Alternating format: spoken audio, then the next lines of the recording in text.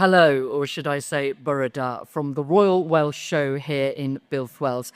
For this week's programme, we are on the Young Farmers stage at the show, which we thought would be an appropriate place to talk about the future.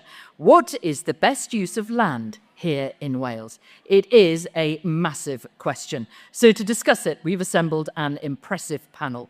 Joining us here at the Royal Welsh are the Cabinet Minister for Rural Resilience and Sustainability in the Welsh Government, Plaid Cymru's Claire Griffith, hill farmer and social media influencer Gareth Wyn-Jones, Dom Hampson-Smith, he's Vice Chair of Wales Young Farmers Clubs, and he is a first-generation sheep farmer, and Rachel Sharp, who's Director of the Wildlife Trusts here in Wales. Whenever we talk about land use, people get pretty heated pretty quickly. So let's start by talking about why people care so much. We've had rows over solar panels, over housing, over rewilding, what should and should not be grown or raised on your local farm. Gareth, is there some link, particularly in Welsh culture, between people and land? Yeah, well, without land, we wouldn't have anything. But it's using that land in the right way. You know, there's different areas of Wales that can be productive and protect wildlife. And it's educating people on that as well. You know, it's really important. Livestock are an intricate part of that balance. And for me, our family goes back 400 years on the mountains. And, you know, there's a lot of history there. And it's scary what's been happening over the last 25 years. The reduction in numbers of livestock are causing major problems for the uplands. And for me, I think we need to have discussions, sensible discussions, with everybody, from governments to different wildlife associations, and farmers have to be involved. People need to really understand it's the farmers that know that land, you know, from the uplands to the lowlands, and it's land that we should be using for food production and as well for nature. It is a balance that can be found.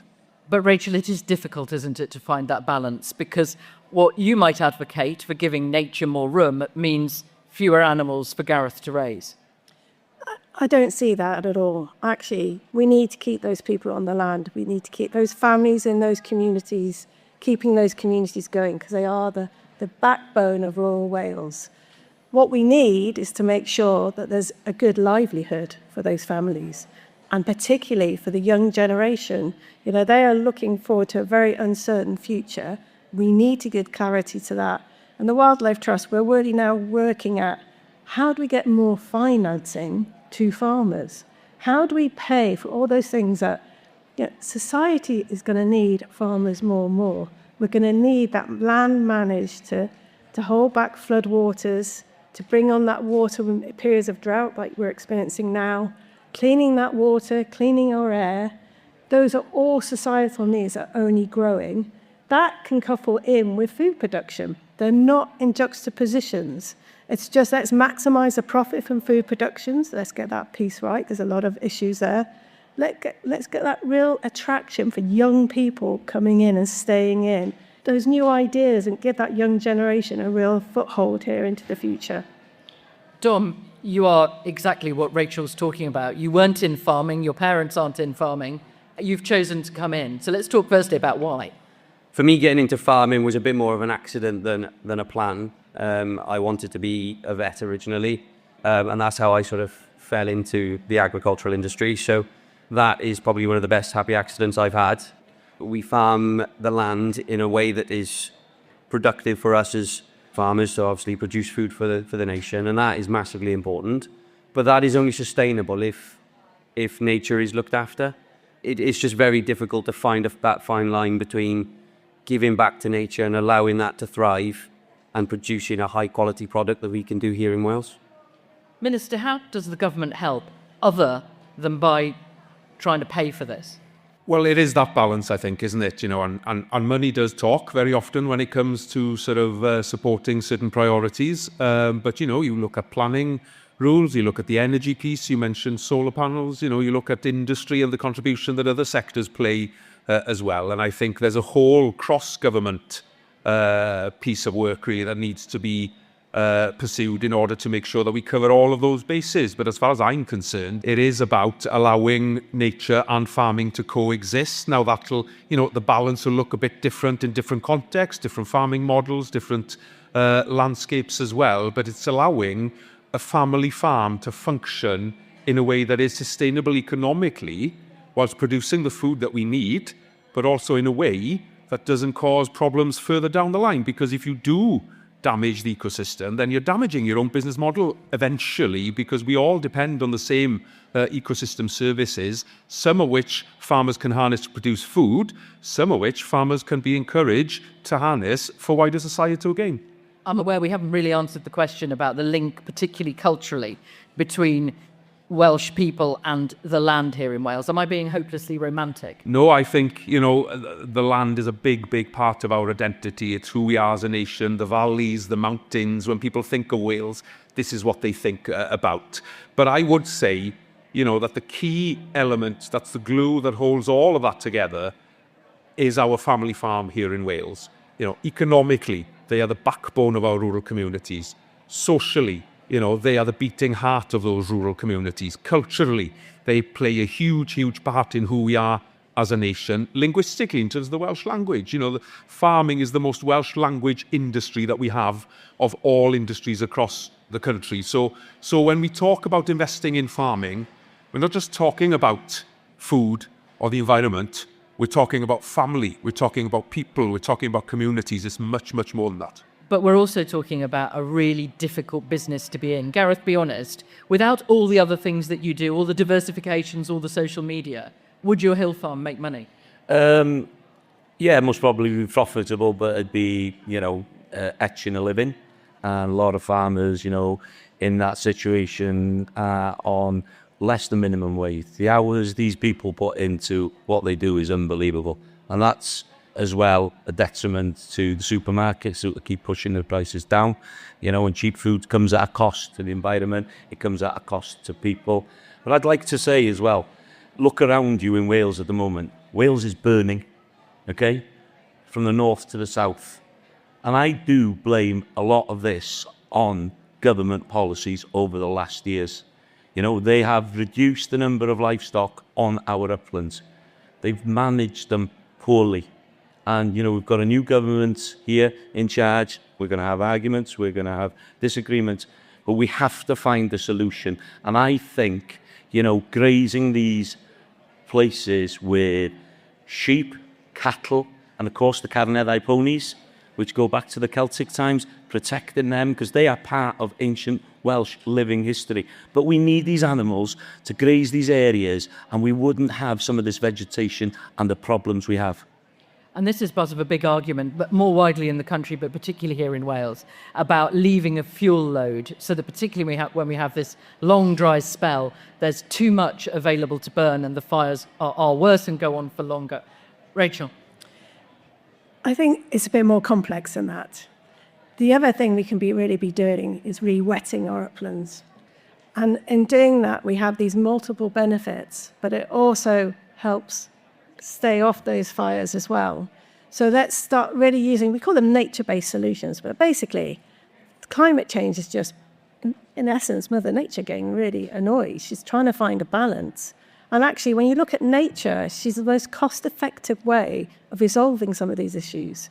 So we re-wet those uplands, we bring in more diverse grazing. There is going to be this debate that is going to rage about livestock numbers.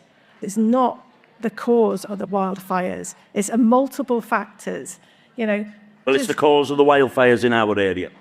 It's End not. of. It's I not. can tell you that now.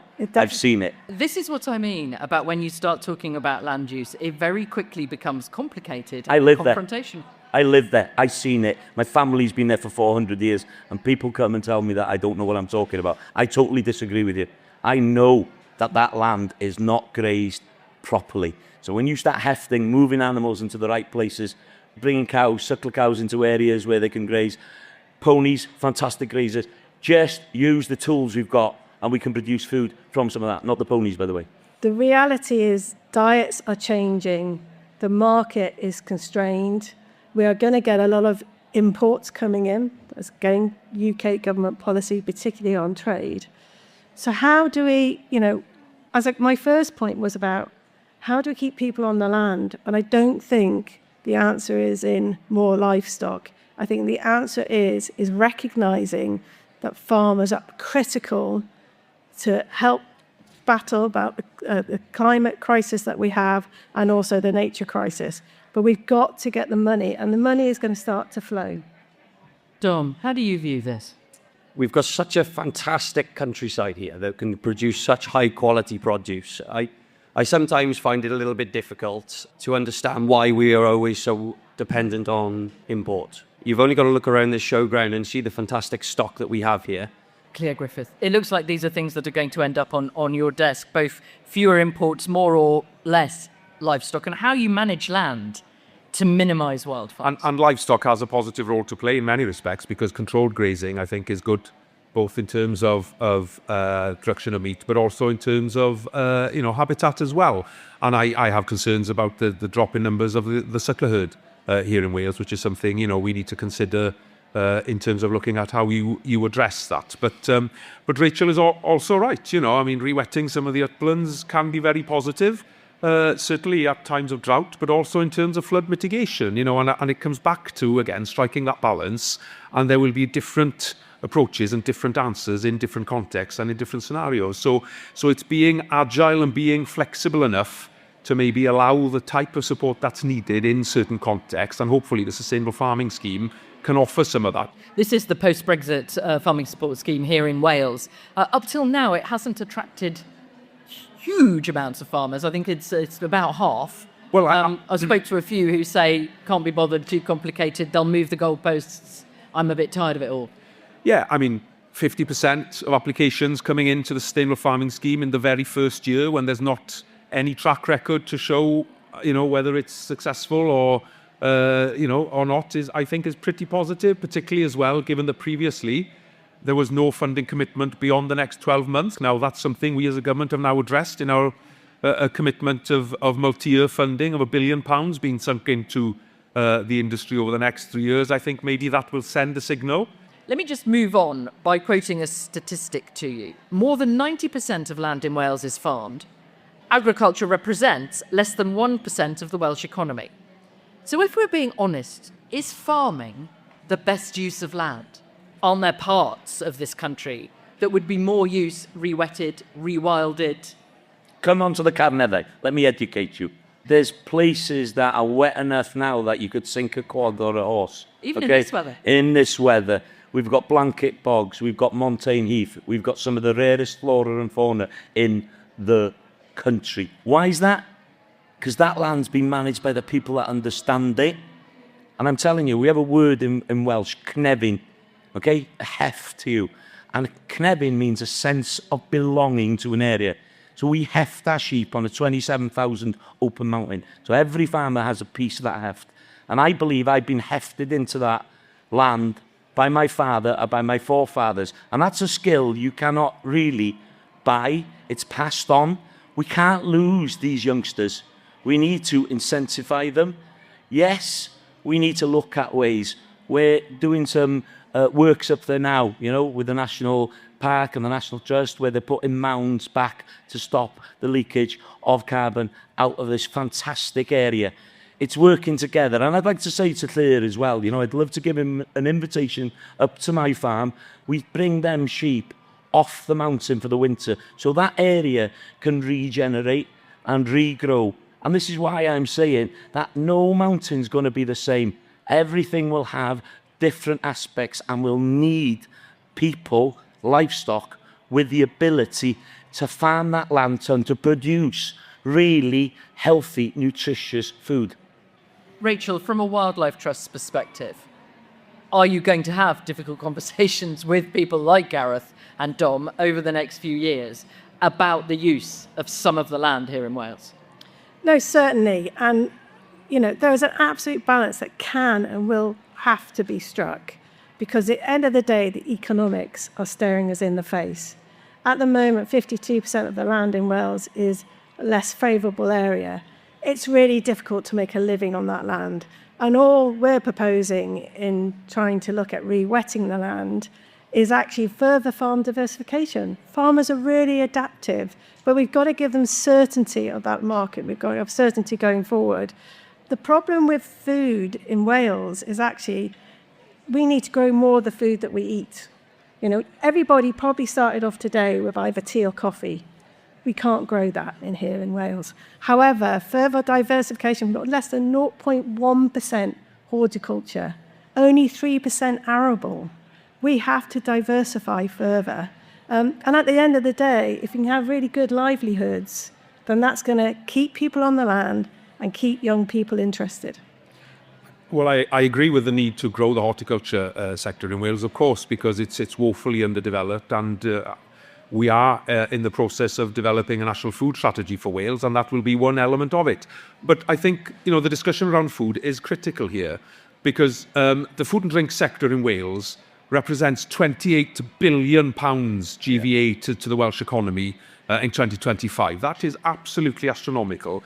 It accounts for over 220,000 jobs in Wales. That's 1 in every 6 of all jobs in Wales, and it's all underpinned by the primary food producers that we have, right? So when people say, farming only represents a certain share of the economy in this country, yes, but look what it underpins. You know, I mentioned the cultural, the social aspects earlier, but there's a huge economic piece as well that's propped up by our food producers also, and we mustn't lose sight of that. Okay, let's get a question. Gentleman down here. I'm Stephen Matthews. I'm a small farmer from down Brecon Way. We do arable, we got fruit, we got cattle, we got sheep. My concern was about how the future of farming is going to go more towards, is it going to go more corporate, or is it going to be able to stay more with the local family farms? Because I see a lot of farms turning just into large companies. Is this something we're seeing more of actually across the UK, where small family farms are being priced out, if you like, because it's hard to make a living, and other people, particularly companies with bigger pockets, will come in and buy them up? Are you aware of that happening, and does it matter, Tom? Oh, it matters massively. That is not the culture of Wales, firstly. You know, as these farms, small family farms, are outbought and they turn into mega farms and corporates, it destroys what we are as Welsh farmers. And talking from a young farmer and a new entrant's point of view, if these farms are getting bigger and bigger and bigger, I have less and less chance. I'm already struggling to find any sort of way into the ag industry. Land price can only go one way if farms become bigger and bigger. And I truly do see that being the start of the end if young people cannot progress and get into farms. Rachel, the Wildlife Trust is now a landowner. Are you aware not only of your responsibilities to nature, but also to farming in the community? 100%. I hope I speak for the whole panel. I think we're all concerned about this, and we do not want that trend to take hold here in Wales. What's critical is saying keeping those people, keeping those family, your family on the farm. The reality is the finance of farming. Can you afford to keep your land? And so that's what we're talking about, diversification. At the moment, we have taken on land, but what we do is we make sure all the tenant farmers are safe, kept on. We try to find ways for new entrants to come on. We've got people doing rare breed pigs to mushrooms, etc., on our land here in Wales. But actually, what I'm really keen to talk to the Minister about, and he's heard me say this many times, there is this new money coming in, and we want to make sure that goes to farmers, not to organisations like mine, to buy land predominantly for nature, but actually get it to farmers, because we cannot buy enough land to recover nature. There's only one group of people that can recover nature here in Wales, and that's farmers. So we need to make sure you have a livelihood going forward so you don't even have to consider selling your land. Gareth? Yeah, I think we have to look at councils as well, local councils with family farms that have been sold off. They were great opportunities for young farmers to start off, and they could start off with a 30 and 40 acre farm and then move on to bigger farms. You know, they've got to have that start for people, you know, that are not born into it. But as well, we've got to look at multinational corporations that are coming into Wales to offset their carbon by buying land and then just going for that, the word that I really hate, the rewilding word. you know. And I think that word is just used in so many ways just to make people feel better about themselves. You know, rewilding doesn't mean anything to me. I just think when I see some of the places that have been under these situations, that's why we've got these fires. And that's why we've got to sit down as grown-ups with young farmers, with nature trusts and wildlife trusts and all these trusts that go and see Welsh Government that we don't get to see. So I'd like to be part of that, you know? And I would like to bring people that I believe that could add value to Welsh Government going forward with new ideas. And I just want to tell Thir, I've just put a polytunnel up on the farm, Thir, out of my own money, no grants. I put a big polytunnel up, and I totally agree with you. Public procurement is so important. I think we need to turn more land over into growing veg, into growing fruits. And there are great examples out there. You know, the Welsh Veg in Schools example is very often held up as a great way of encouraging more growing of horticulture, feeding into the supply chain of schools. It's a wonderful project that's already happening, but we need to upscale and make sure that it's easier for other groups to come together and deliver some of these. So yeah, I'm up for it. I just want to end by looking at how land is currently used in Wales and asking you all if you think it should and will change over the next few years. And if, given the difficulties that there are in farming, from the finances to the weather, you're optimistic that there is a good future for people like Dom who are just starting out in farming. Rachel? So we really need to make sure that communities are safe and that we really find resolves to these issues. So let's have a really good open discussion. And let's use all the tools in the toolbox, all of them. But what we can't do is try and fit arguments into singular issues. The future of farming is that further diversification, really working together, using the sustainable farming scheme, the farm subsidy as a real foothold, a real security kind of there. But let's start building on all those opportunities and working together, because I think in that way we can really start to map out a future for farming.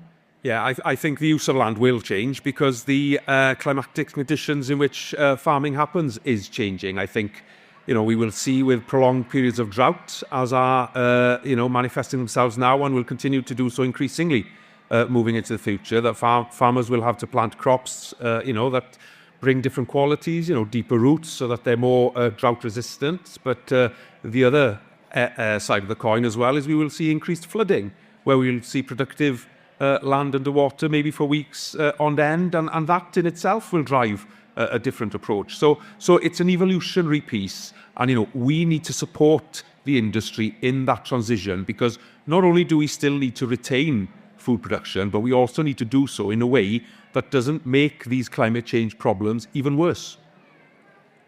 And, I'm going to be totally honest. I think as well as some of this net zero push is destroying some of our Welsh beautiful landscape. The windmills, for one, I'm not into that. I was most probably the biggest person about solars, but I've just put solars on both my farm sheds. Done it myself. Haven't had grants, haven't had anything, done it myself, put it in. Now the both farmhouses are being produced, are having electricity, it's dropping our bill. That is less money going out of our business. So what I'm saying is we can look at ways that we can get renewables without ruining our country. And that's really, really important to go forward, because we've got a new government that hopefully will listen to some of the people with their concerns. Dom, how do you see the future? I am extremely optimistic for the future.